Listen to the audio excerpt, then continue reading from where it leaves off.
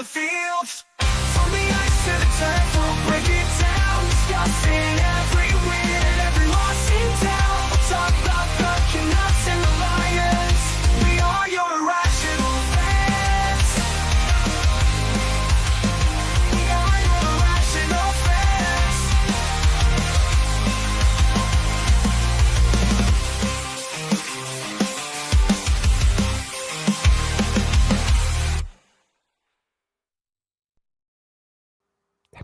Ladies and gentlemen, welcome to episode 91 of the Hughes Sports Podcast. I am your host, of course, Jake Hughes, alongside the old man. Old man, how the hell are you doing today? I'm good. Sorry, guys. I'm trying to do what I was trying to do during the whole intermission, the beginning, and I didn't get it done. So now I'm trying to do it. I'm doing really good. It's been a good week. It's been a great week. Sports-wise, I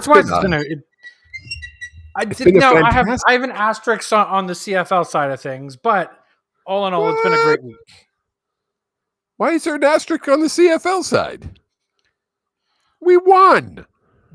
That's great. Shut up. It's great that we won. Look, we've been saying it for a while. The Lions need to get their poop in a pile before getting into the division finals or the division semis. But we'll get into it later. But was it really against a team that was really trying to win a football game? Yeah, they were trying to win. Did they have all their players in? No, but the players that were in were trying to win. I guess that's fair. Yeah, come on now. Jesus Christ. This is folks. Help me out here. I got the chat up. Tell Jake he's wrong. I don't think I'm wrong. I think you're going to find no one who is going to agree with you because you're not right. I'm always right. You're wrong. Exciting week in the world of Vancouver, whether it be Canucks, BC Lions, everything we kind of cover here. Before we jump into it, is there any order you want to go into this? Did you want to start with the CFL or start with hockey? I know it's so easy. Usually we just do the CFL or we just do hockey. This time of the year, it's everything. It's a jam-packed show because we're doing a little bit of everything. But you know what? Before we do that, before we get into the show, we got our mascot. Oh, great. Okay. Let's start with the BC Lions and the CFL. Okay, let's start with the CFL. Let's do the week that is in the CFL. The week that was in the CFL. What day was this game? Give me a second. I'm pulling it up. It always screws me up when there's only 3 games because I don't know which day the games start on. Friday. There was a doubleheader Friday. No, what the hell? I don't even know. See, that's exactly it. You'd think there's always a doubleheader, but it's not. Our first game of the week, the only game on Friday, was the Calgary Stampeders and the Hamilton Tiger Cats, in which the Hamilton Tiger Cats dominated the Calgary Stampeders. Yeah. Talk about a team that isn't trying to win anymore. Hello, Stampeders. They're playing for their pride at this point, obviously. They're not in the playoffs. They will not make the playoffs because they don't deserve to be in the playoffs. So they're playing for pride and their jobs next year. And honestly, they're not doing a good job. I keep hearing this playing for pride thing from Stamps fans and just people in the CFL or sports fans in general when talking about the Stamps and the Elks. Is it really playing for pride when you can't even like when you're playing as poorly as the Stamps are? Like, do you not, as a professional athlete, just want to give up? Like, you're not making it. There's a very little chance this team's going to resemble anything that looks like this team next year. They're completely useless. But it's honest. Like, how as a professional athlete do you gear up for a game even just a coach? How do you gear up for a game that literally means nothing? You know what it's like? It's like you're on your last day of work before you're taking 6 weeks holidays. But in this case, You don't really give a fuck. it's your last day at work for 4 weeks before you go on a 6-month holiday. Yeah. Like, you just don't care. Like, how No. can you? Obviously, if you look at the whole organization, the owner doesn't care. Yeah. That's been proven. He's not willing to put any money out, so that's why half of the team left, and that's why half the other half will leave this year. Who knows? Who knows what's going to happen there? big off season for Jay McNeil and the Stampeder organization as a whole. Yeah, for sure.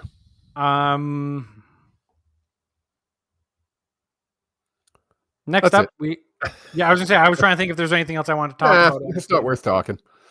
The next game we have was the Ottawa Redblacks taking on the Toronto Argonauts, and Toronto winning by a touchdown by a score of 31-38.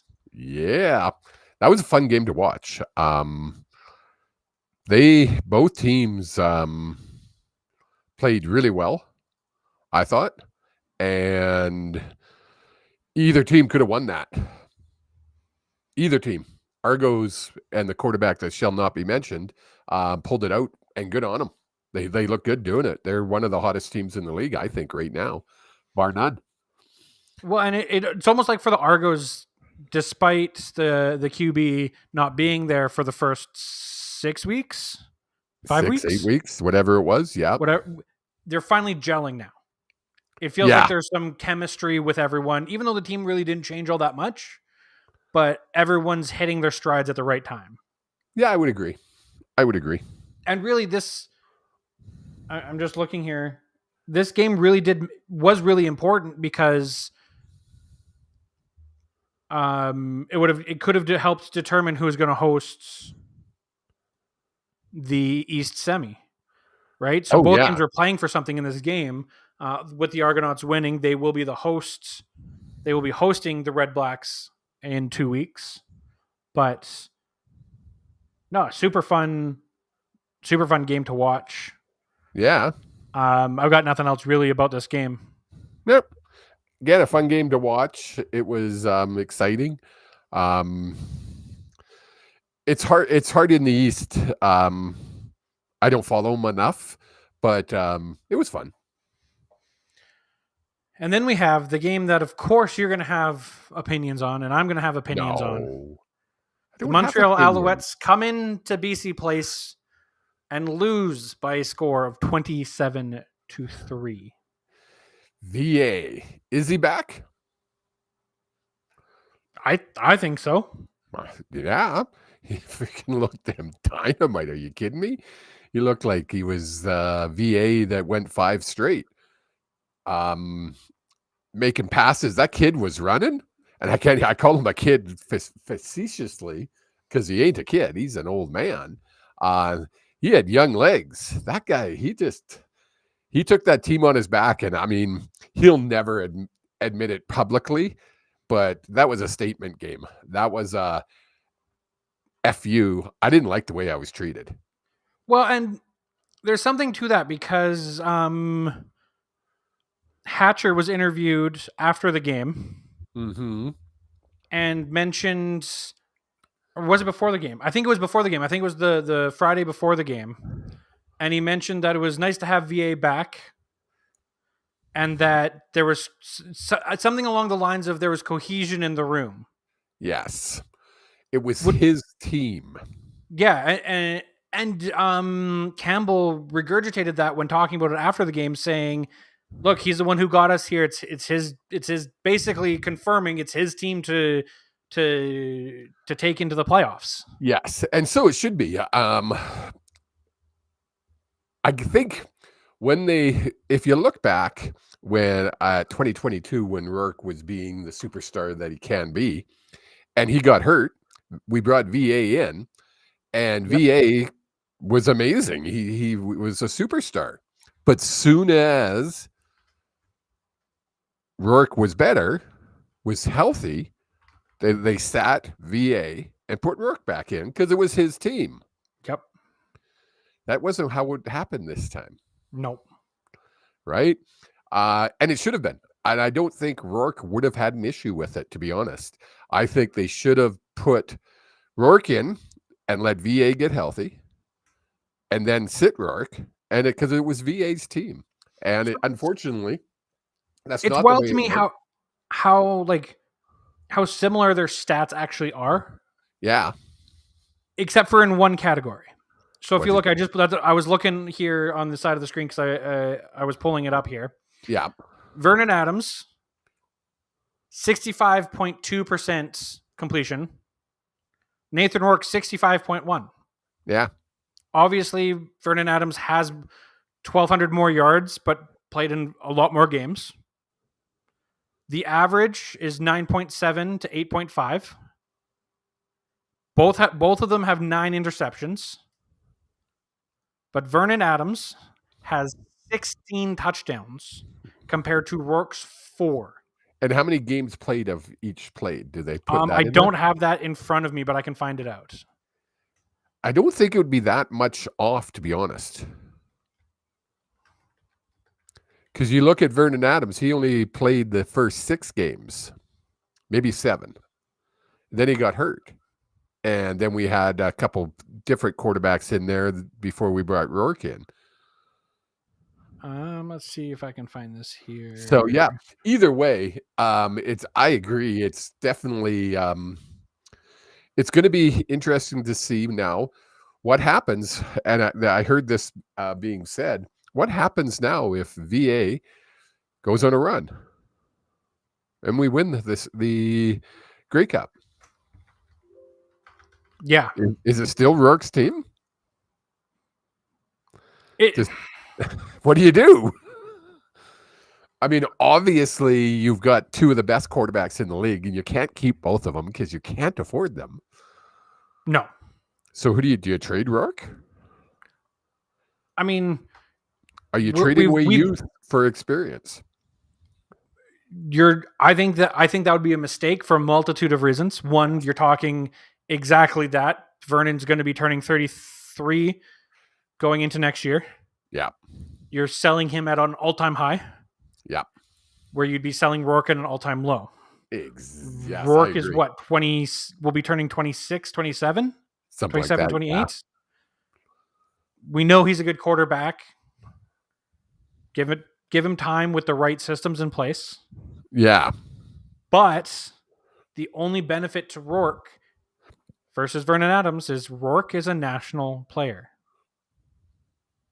He's not an import. Yeah. That matters for teams. Big time. If you can get a Canadian in at a quarterback, But it's if you're amazing. Lions, I don't think you're trading Rourke into the West. No, you're not going to trade Rourke anywhere, in my opinion. You're going to keep Rourke regardless of what VA does. I was just throwing the question out there. I I don't think think you keep Rourke no matter what, and you have VA, and VA, you're gonna let him go to whichever team gives you the best deal. Doesn't matter. who. So Rourke has started 8 games. Vernon Adams has started 9. Yeah, right. So Look at the touchdown difference. yeah, 16-4, 12 Yeah. touchdown difference in one game. Like, Rourke was outstanding in between the 25s. and again, can you point that to just Rourke's fault? No, not always his fault. No. When you're within the 25s, you're getting blitzed more, and we've talked about it a lot, and we'll beat it to death. Yes. But also, your playbook was designed with Vernon Adams' mobility in mind when you get down to the 25 and in the red zone. Yeah. Rourke's a great quarterback. He's not mobile like Vernon Adams is. Yeah, he is. He's a scrambler. Come on, watch him. He's a scrambler. He's not a designed to run a boot quarterback. Vernon Adams is very much a boot quarterback. Oh, I think because Rourke his again, you were saying he put the team on his back and took off down the field. Rourke can do that, but he doesn't have the same speed that Vernon Adams does, holding teams back. True. Yeah. Right. Okay. And I think that could be a difference is the playbook. Yeah, Could very well be. Could very well be. So yeah, it was one of those games where it meant nothing really to the Els. But they did play their first string quarterback in the first half, and then he sat the second half. The Lions looked good. Defensively, they looked really strong. You can't tell me the Els weren't trying to score. They were. They couldn't. Right? Did they have their top players in? Of course they didn't.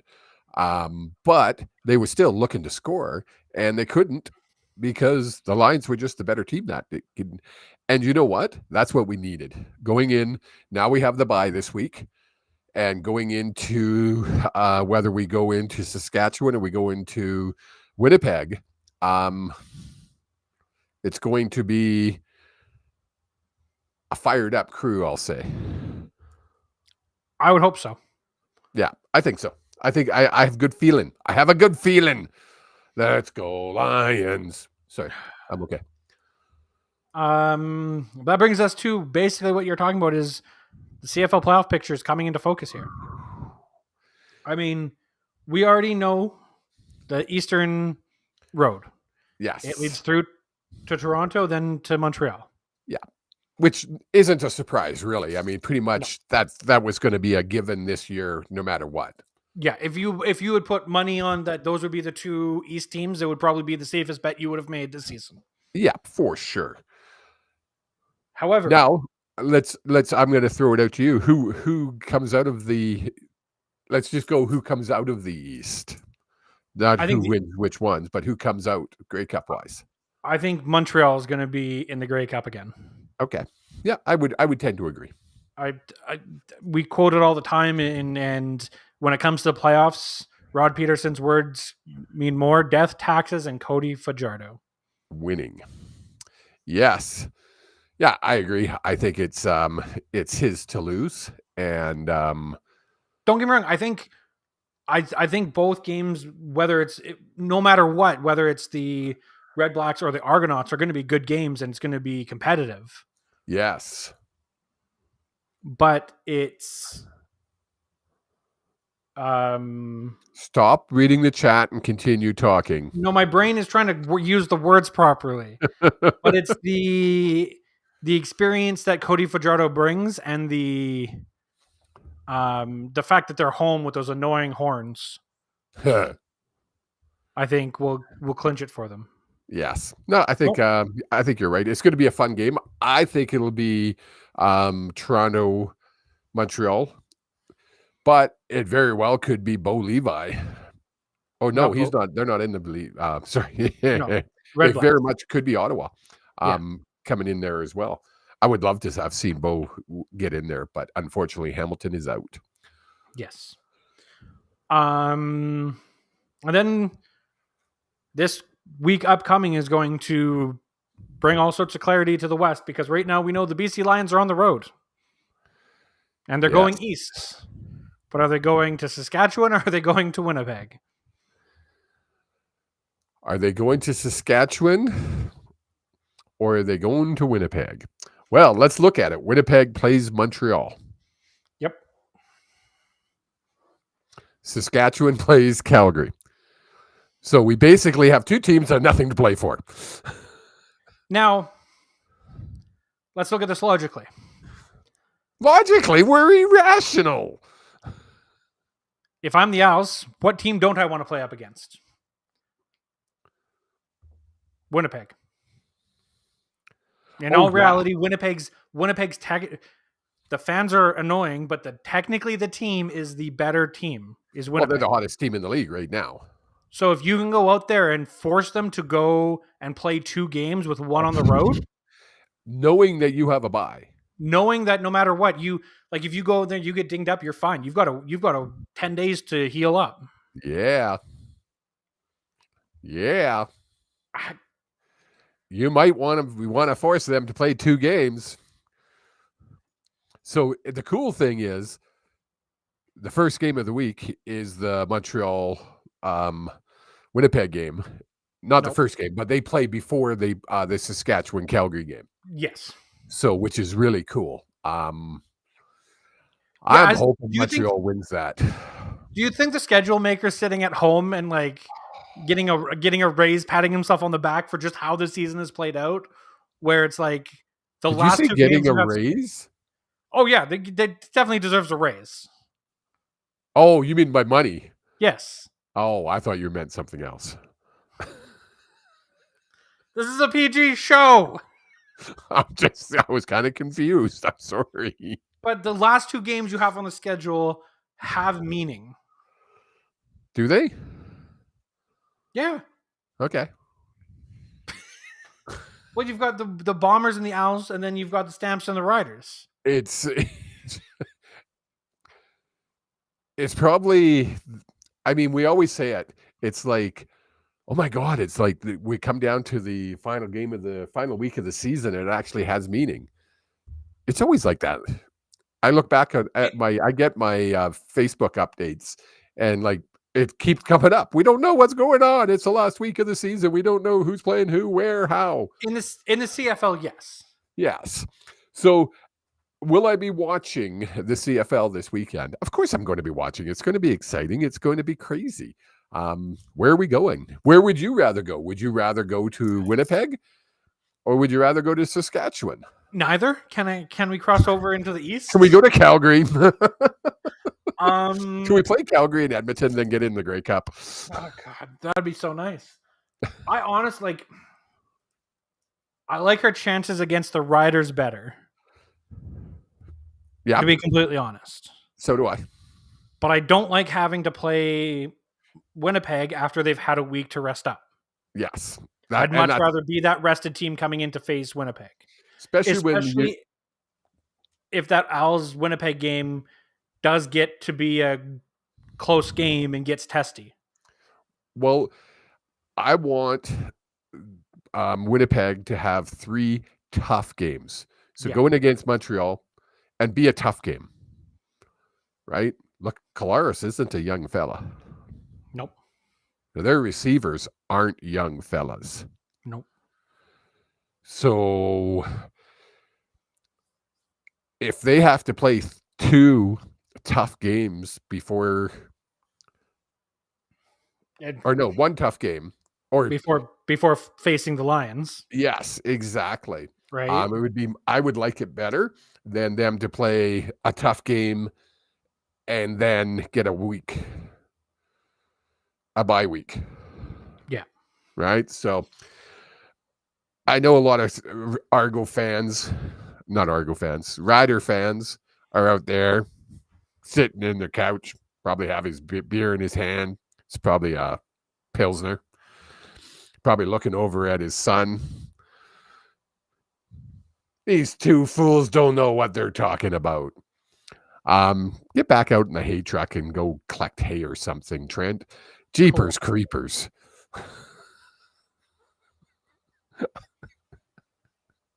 I was trying to come up with something better.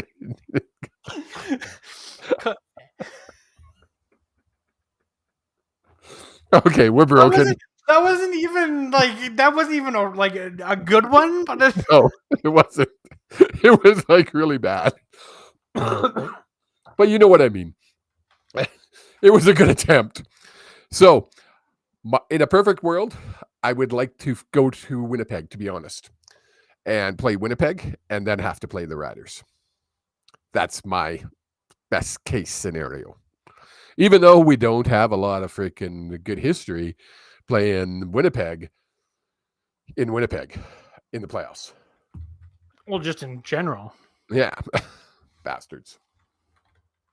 Like I'm pulling it up here. We lost them all 3 games this year. Yeah. Oh yeah. Oh no, we won 1. Sorry, we won 1. We're 1 and 2. Yeah. Against both of them. The one time we won was at Winnipeg. And we had VA. We lost at home, we lost on the road, and we won on the road. Oh, okay. So cool.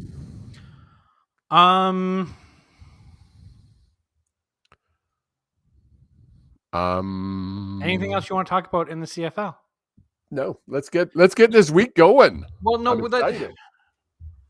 this is the problem.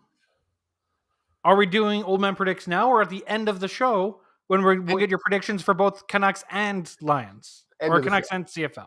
Let's do the end of the show. Okay, we'll do the end of the show. And that means right now, we'd love to thank the sponsor of today's show, You'd like to SeatGeek.com. think? Thank the sponsor of the show? Thank.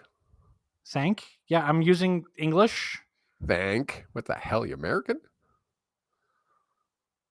All right, now I'd like to thank the SeatGeek.com.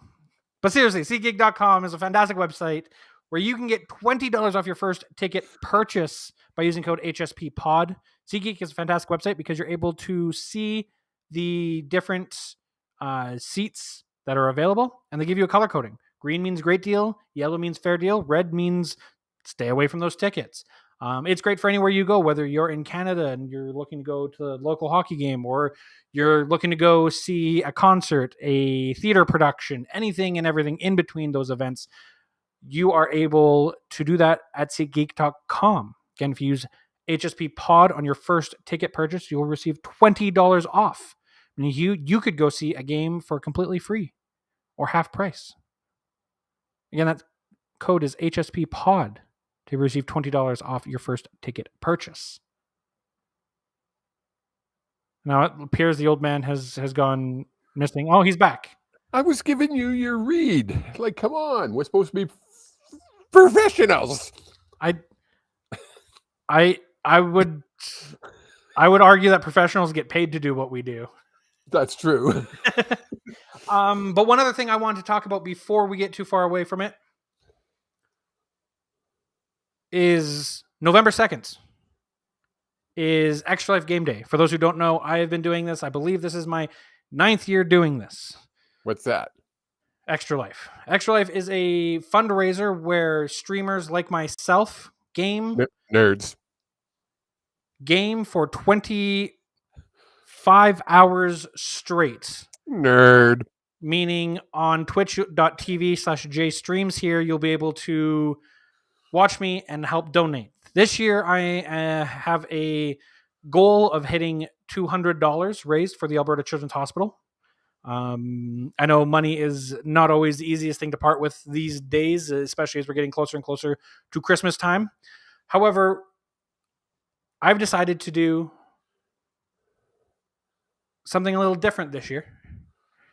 And I'm doing what I'm calling... Folks, hold on. Can we talk about some of the stupid things you've done in past years? You definitely can. There was a bikini being worn. Yeah, one year it was $400 raised, and I wore a bikini for a stream. Didn't you dye your hair? Dyed my hair blue. Dyed my hair purple. You made me get a mullet and then shave my head. Someone I stream with, Keisha, has shaved her head live on stream before as well. And this year... I am doing shave versus save. You guys, the viewers, get to decide. Every donation, if it's an even donation, that is one vote for save. If your donation is an odd number, that is a vote for shave. Meaning, at the end of the day, this might sound ridiculous, but it's someone brought it up to me today. If I was to donate $100, that is one vote for save. Why? Because it's an even number. Oh, so if it's $1, it's an odd number. If it's $2, it's an even number. Yes. $3, it's an odd number. Yeah. I just to explain to the old man. 1, 3, 5, 7, 9. Those are odd numbers. 0, 2, 4, 6, 8 are even numbers. So if it ends with that number, that's which way it goes. But cool. If the old man decided he does not want to see this beautiful mustache on his screen every single Wednesday, he could donate $1 100 times. Same donation amounts. But that's 100 votes. He's writing the idea down. He's writing the idea now as he's thinking about it. But at the end of the stream, which means I will probably be very exhausted and delirious, we will, if the shave wins, We will shave the mustache live on stream with everyone watching.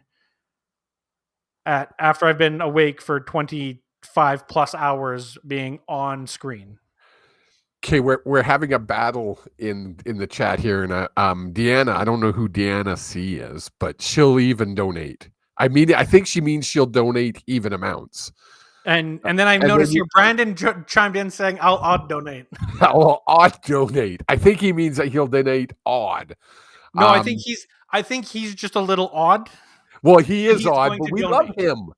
He's our I can't say the word on air. I was gonna say what I normally call you, Brandon. Oh my goodness. See, Again, even we're a Brandon PG thought you show. said think Keep it PG. rather than thank. Yeah. So if you want to go there, I will put a link in the description down below and in the podcast description. You can go there and donate. All donations from today forward will count towards votes. Meaning if you want to donate now or if you want to donate on stream day, it works. However, if you donate on stream day and I'm live streaming, there will be a donation pop-up that will A, probably terrify me because I won't be expecting it, and B, I'll be able to shout you out live on stream.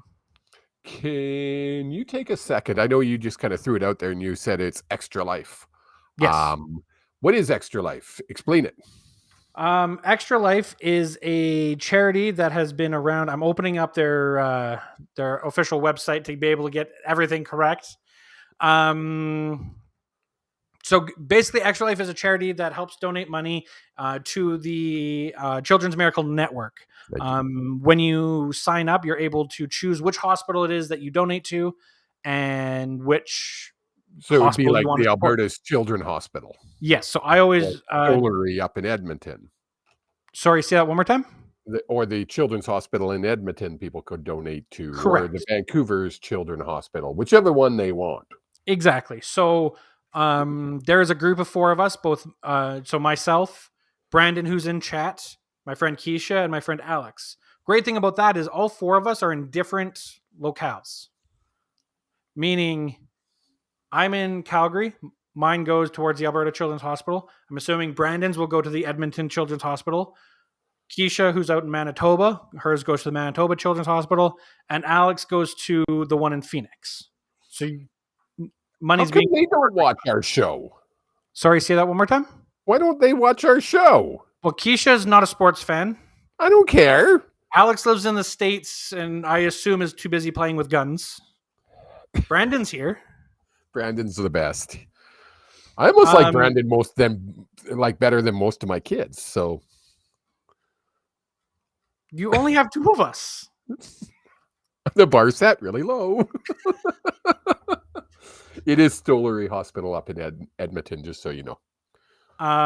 Sure. Let's move on. Well, no, let me finish up because you asked me a question, then I was getting you the answer, and then you interrupted me. Okay, fine. So it started in 2008. Since 2008, so over 16 years, Extra Life has raised over $120 million USD throughout North America. That's very cool. And yeah, every year it gets bigger and bigger and bigger. So I'm hoping to have a very successful day, and this will not be the last you hear about it because I will be posting all over social media, both on the Hughes Sports Podcast and my own. You can follow me at JStreams. That's JEH Streams. I'll be posting the link there to donate. And he will be jumping on both our channels here on X and on YouTube throughout the day. I think when he has some cool stuff happening, just to kind of do live updates. Yeah. Yeah, probably do some live updates. Also on the 2nd, that is the Western semifinal. So I may do a watch along of the Western semifinal on stream. So I might stream that to the Hughes Sports Podcast channels as well. So that way we can all watch the game together. The 2nd is a Saturday. I'm working that day. How can they have football on a Saturday? Well, you see, this might be controversial. It's always been that way.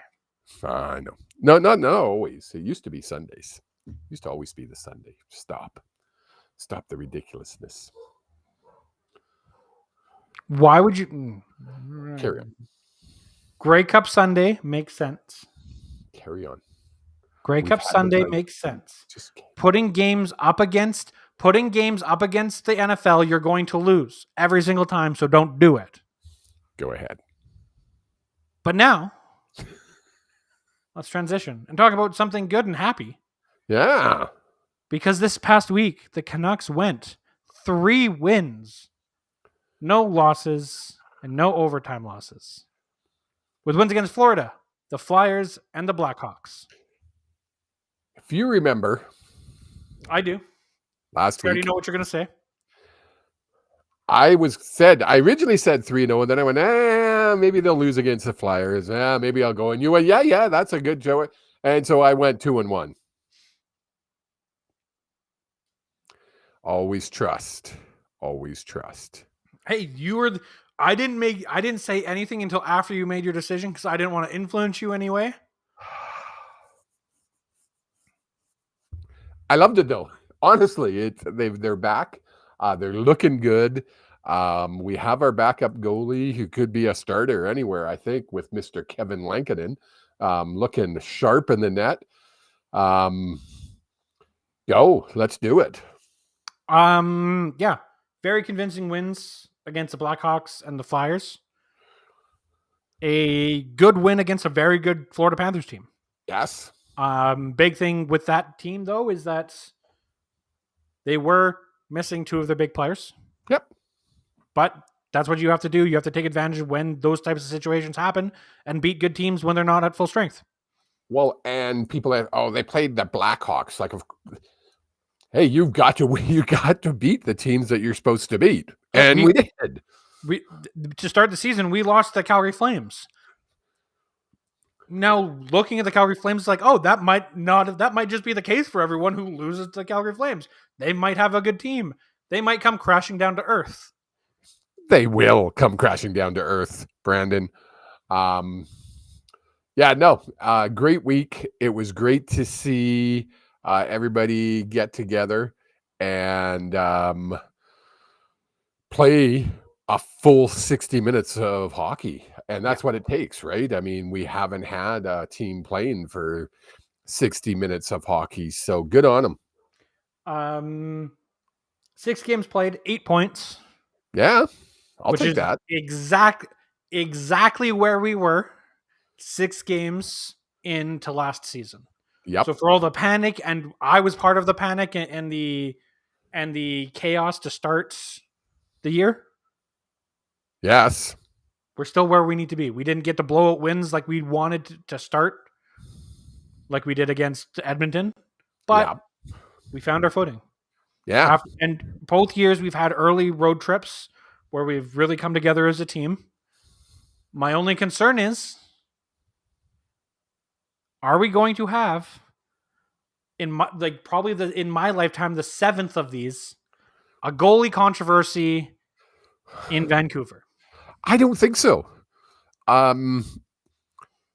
Lankinen has shown that he's the better goalie at the start. Seeloff's didn't look good in his one. Did he play 1 or 2 games? 2. 2 games. Didn't look good at all, in my opinion. Still needs to prove that he can start or be a backup in the NHL. So I think when Mr. Demko, thank you, was blank. It's like, when Demko comes back, I think Seeloff's goes down and you have Lankinen backing him up. And if Demko gets hurt, you can always bring Seeloff's back up. Now, the only issue I have with that is that at the beginning of the season, and it was reported on quite widely, that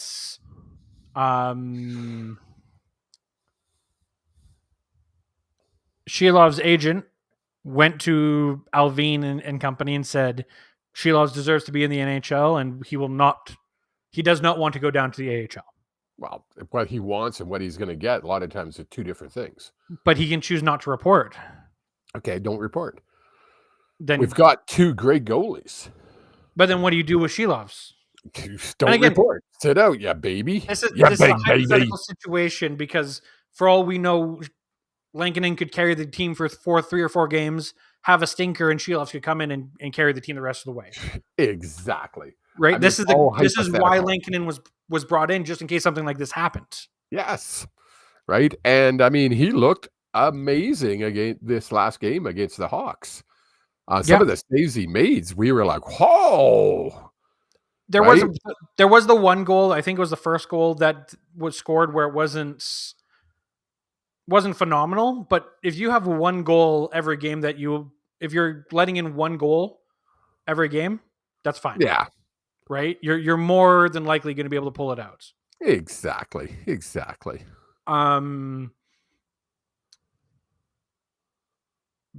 other news with goalie controversy, Demko, who was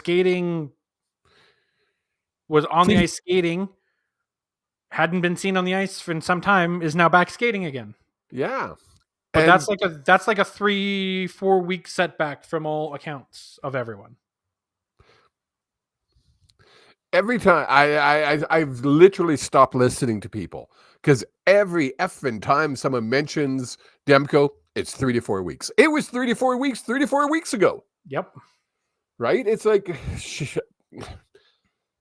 I don't even want to hear it because there's no controversy right now, and Lankinen's doing a good job. Let's go. But as Canucks fans, we need to find out what the next thing we're going to talk about is. There's always got to be a controversy or something we hate. Talking about something we hate and controversy while the old man's struggling to read something. Well, Brandon's posted something in the chat. Brandon Ulrich, our good friend from Edmonton, says he doesn't deserve to be in the NHL. Who is he talking about? Sheelovs. What were we just talking about? Well, we were talking about Demko, and I was like, "What?" Because he said Demko will get injured again, and then he says he doesn't. I was like, are you saying Demko doesn't deserve to be in the NHL? No. If you look at the time code, if you look at the time code of that's almost a 2-minute difference between when he posted. Just because you read them at the same time doesn't mean they go together. 1 minute, less than 1 minute. What? Almost a minute and 40 seconds. 1 minute and 32 seconds. Thank you. Holy crap and doodles. Something we might be able to agree on then, because I still think there might be a goalie controversy in Vancouver when Demko comes back. Elias Pettersson. Oh, what is going on? EP40. Take it away, Jake. We knew after the playoffs, because he said so in the media, he was dealing with tendonitis last season. Yeah. And that's why there was some slowdown in his production. Now, to start this season, there still hasn't been a lot of what makes Elias Pettersson great.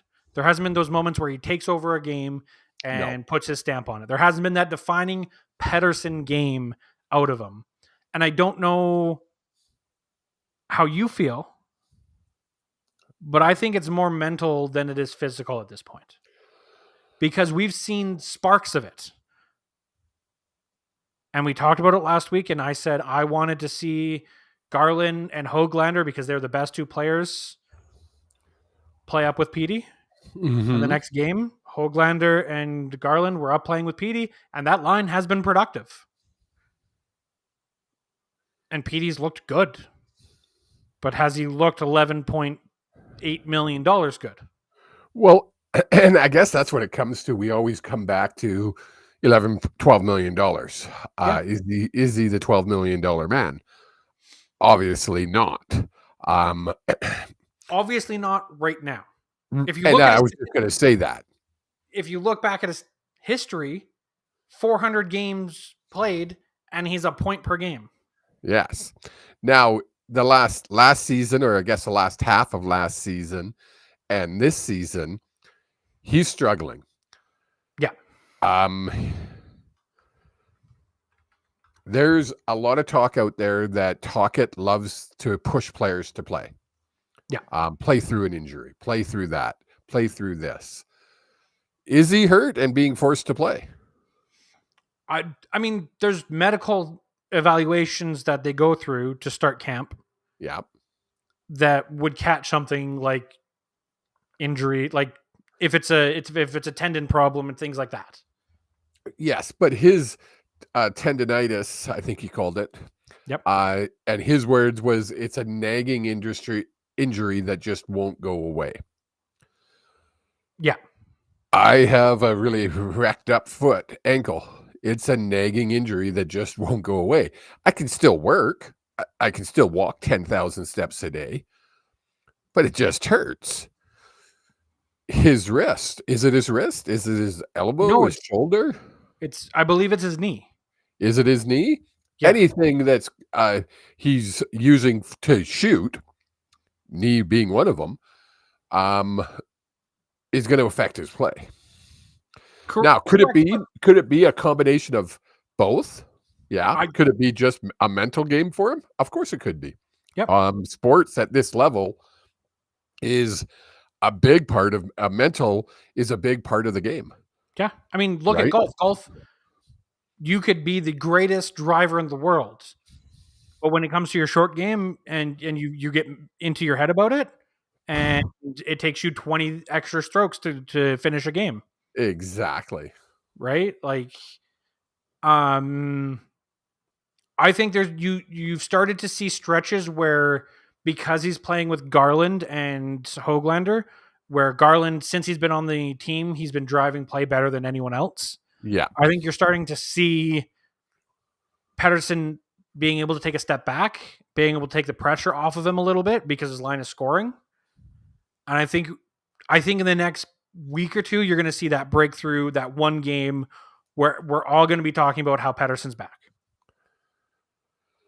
I hope so. I really do, because we need him. We need him to be the Petty of old, right? Yeah. So let's hope whatever it is, they work it out, they figure it out, and we get... Because you see flashes, like you said in the beginning of the statement.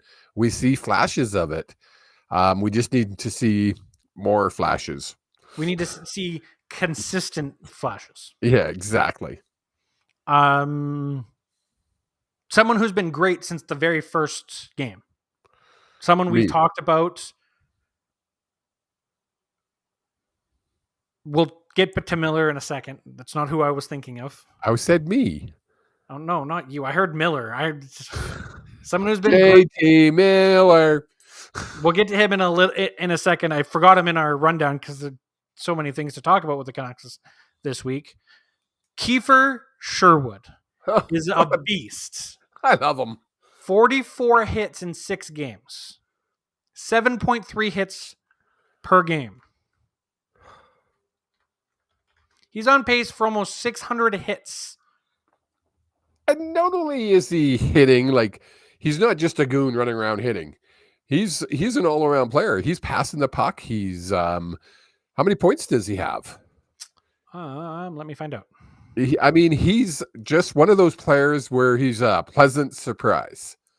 I wasn't expecting. I'd never heard of the kid before, so I was like, "Wow, okay, this guy's going to be a crowd favorite. If he isn't already, he will be before Christmas." 4 points in 6 games.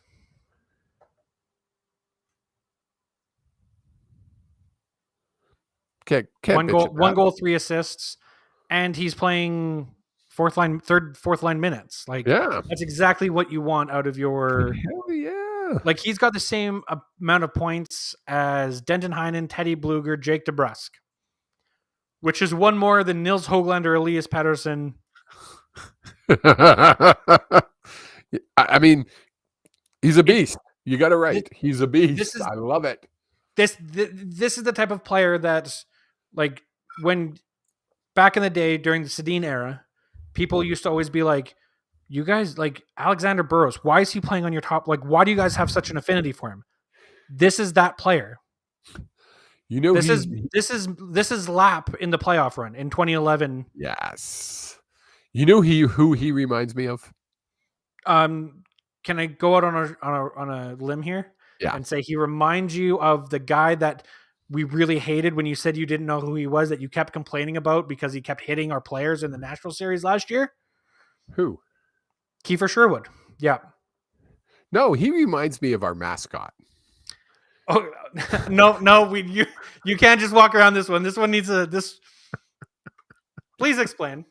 I don't know. I wanted to bring the mascot into the No. Now conversation. you have to explain. Now you have to explain why the toucan reminds you of Denton Hine or of Kiefer Sherwood. Because they're both beasts. Look, folks, I put him in. I put him in a small timeout square, where don't worry, the toucan can't harm you anymore. If you hate the toucan as much as I do, put it in the comments. Tweet at us. Tweet at the old man at old man HSP, because we can team up together and get rid of the toucan. We can do it if we collectively. Why do you hate my toucan? The toucan is our mascot. We can get rid of the toucan. Carry on. Let's talk about JT Miller really quickly. JT Miller went to go take a face-off at the very beginning of the Flyers game, the opening face-off. Yeah. Took that face-off, clearly hurt something right away, and went to the bench. I believe it's in his wrist. Didn't they say have they said? They have there's no indication as to anything that's bothering him, but it's something that allows him to play, because as many people have pointed out, you would have to remove his arm or leg, or like he would have to be playing without a limb for him to not want to put on his pads and play in a game. Yeah. But he has yet to take a face-off in 3 games. Well, he took a face. He came back. He took a face-off in that Flyers game. Like he took that first face-off, and then he took another face-off, and then hasn't taken a face-off since. Yes. So it's been 2 and 3 quarters of a game. Exactly. But he's still playing very well. Can't argue with it, right? Like, he's JT Miller. But the problem is there a time, like, I know we were struggling there right at the beginning and there's concerns. Is there a time where we're comfortably in a playoff spot where you have to go to him and sit him down and say, hey, for the betterment of the team, you need to sit down and deal with this? And and when is that? And who makes that call? And is it something I'm assuming, based off of everything that's being reported or lack of reporting around it, it's not something that can get worse by playing? I don't know, because nobody talks. Is it a surgery thing where he has to go in for surgery and he's avoiding that until after the playoffs? Like at the end of the season, whenever that is? Well, that would suck, because that's a long way to play without a Miller in the faceoff dot. Right? Now, when we get Joshua back, can he be the faceoff guy? Well, Dakota Joshua is not a center. Yeah, I know. But can he take faceoffs?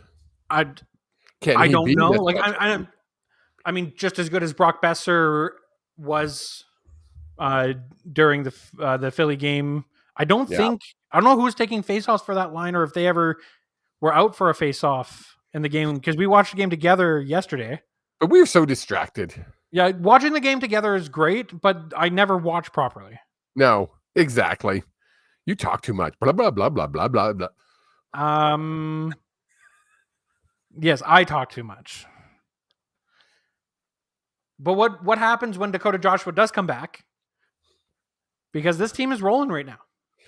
Yeah. You've got Kiefer Sherwood. You've got lines that are looking pretty solid. Who do you down? You're asking me, and I have no answers today. And I would be the same way. I'd be like, I have no clue, and I'm glad it's not my job to decide. And obviously, you're going to put him in as soon as possible. Because you've paid a lot of money to. Oh, as soon as he's ready and he's healthy, you're bringing him in. But then who do you sit down? That's a problem. That's not my. I'm glad I'm not choosing. Like I'm just looking here, because so you've got I don't have an answer for you. Nope. It'll So be interesting. They do have him listed as a center left wing. Yeah. So first off, do you put him on the second or third line, or do you put him on the fourth line? I think the best idea is to put him to slot him with Kiefer Sherwood. Have Bluger, Sherwood, Joshua in line to start. Then Omen takes a hike. Of all the players, to me, that's the most logical one to either sit out or go down. But I don't love it. Yeah, right. Like in all reality, there's no perfect situation with this. No, but who else is there? Who else is on our line? Like, you can get Omen. You can get. I mean, you're not setting Bluger down. You're definitely not sending Sherwood back down. No. Is this last year's? What's going on? Why am I looking? I don't know. Website? What are you doing? I'm looking at the line combinations. Give me a second. So you could send down Arshdeep Bains. Bains would be another one. Yep. Oman.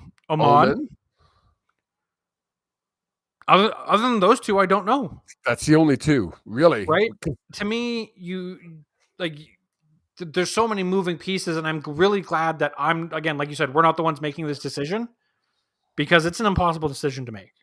I'm sure they've already made that decision, and it's going to be one of those two players. I think it's the complete opposite. I think they're going to wait until Joshua's 100% ready to come back, and whoever's playing better out of the two. Out of the two. Yeah. Like they might have it narrowed down to 3 players. Like they might have someone else on that list, but they've narrowed it down to the players that they're watching, and they're keeping track very closely. There you go.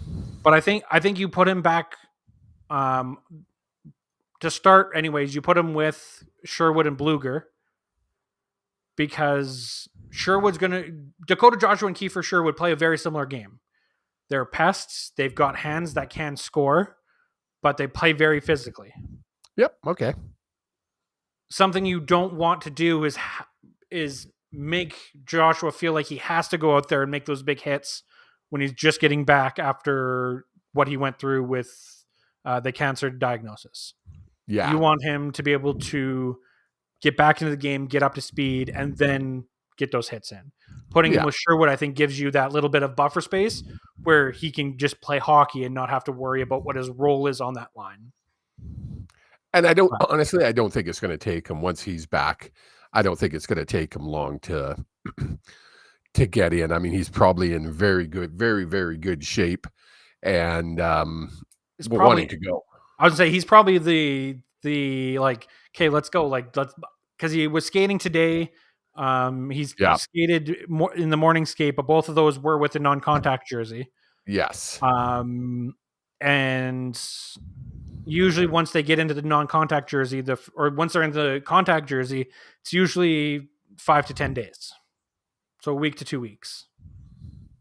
Rumors are that it's closer to that 1 to 2 weeks right now with Joshua. So I am assuming they'll have a day off tomorrow, because they had a practice today, which shocked me, but they'll probably have a day off tomorrow. Or I guess because we don't play again till Sunday. Really? Saturday. We don't play till Saturday. Oh, yes, that's right. Yes, we play Saturday. We got 3 games this week. Yeah, we play Saturday, Monday, Wednesday. Yeah. Oh, we play Wednesday while we're on the air. Correct. So we'll have to figure that out for next week. But and we can do that off screen. You know what we can't do off screen? This. Everyone's favorite segment of the show.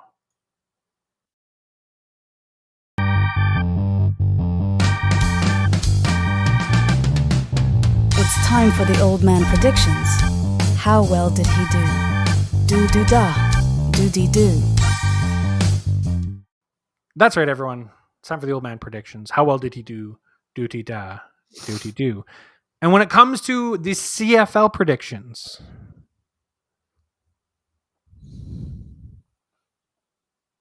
the old man went 3 wins, no losses, Oh, making it his yeah. 4th perfect week. There's more in there, and he cheated me. You did not have any What more a great perfect, week. You did not have any more perfect weeks. Please, Ah. please don't start that narrative. I probably like 12 and 17 or something. I don't know. All right. Freaking rob me every time I turn around. This kid is. It was a good week. 3 for 3. Took back over the lead in my pick'em pool. Life is good. Yeah. Nobody So else then, picked BC. That's why. Jerks. sorry, say that one more time. Nobody else picked BC. Fair. Mhm. Well, this week we've got 4 games to 4. wrap up the CFL season. Gonna get another perfect week. We have the Hamilton Tiger Cats taking on the Ottawa Red Blacks at 4 p.m. on Friday. Who do you have there, old man? T-Cats. You have the Ticats. Then we have the Argonauts taking on the Elks at 6:30. Goes. And then we have the Saturday at noon game, the Winnipeg Blue Bombers taking on the Montreal Alouettes. Hold on. Oh, that's 9:30. Never mind. Carry on. What did you say? Oh, the next game. So I was looking at the times, and I wasn't focusing. Sorry, I thought there was 2 games on at the same time. Well, there very likely could be the start of the Argonauts Elks games when the Tiger Cats Red Blacks aren't finished. Because it's only 2.5 hour difference. Yeah. Yeah. I'm taking the Bombers. Taking the Bombers, Gosh. which means the Bombers would finish first in the West. Yes, they will. If they win. I don't know. Do I want to switch that? No, I'm going to stick with it. That's what I picked. Even though I would be happy to go 3-1 this week. And then we have the Calgary Stampeders taking on the Saskatchewan Roughriders to cap off the CFL regular season. 92% of the people pick 'em have chosen the Riders. I'm one of them. I would be shocked if you picked anyone else, to be completely honest. Those are my picks. Folks, take it to the bank. So, for the CFL. Screw the mortgage payment. Put it on these 4 picks. No. We've talked about this. Do not put your mortgage payment. This is not betting advice. This is not advice in any way, shape, or form. This is just some crazy old guy yelling into the internet. That is the void that is the internet. Wow. No trust. No. Side note, just between you and me, this won't ever air. I'm just saving our asses so we can't get sued. Then moving on to the Vancouver Canucks. The old man. Hold it. What do you mean this won't get aired? Aren't we live? So don't talk that. Moving on to the moving on to the old man predicts hockey. He's currently 0-2. Can I help you? You seem confused by this. But don't we? Oh, because when I'm not picking individual games on these. You're not picking ones, individual games. You're just doing the weeks. We've talked about this. This is the one where this is why we started doing both in football. Yes. Because I was in here going, well, we should do this. So I pick all the teams. I said I agree when it comes to football, but when it's hockey, you're picking for the week. The abuse I take, folks. No wonder I drink and I have my 2 cans. So we have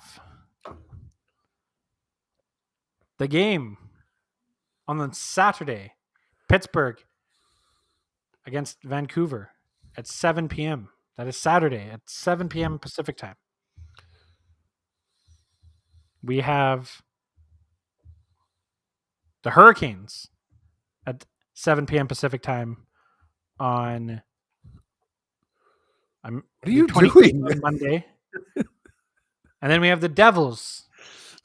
God, At 7:30 promotion Pacific time on the 30th. Now, do we want to include the game on the 30th in this week's predictions?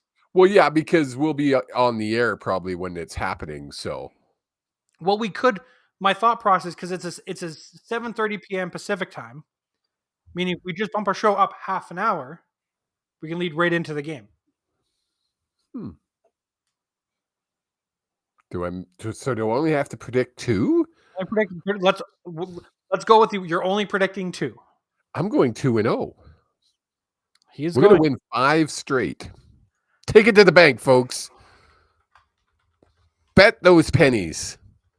That's see. That's how confident he is in his hockey picks. Is he's telling you to bet pennies? Well, you got mad at me when I told him to bet the mortgage.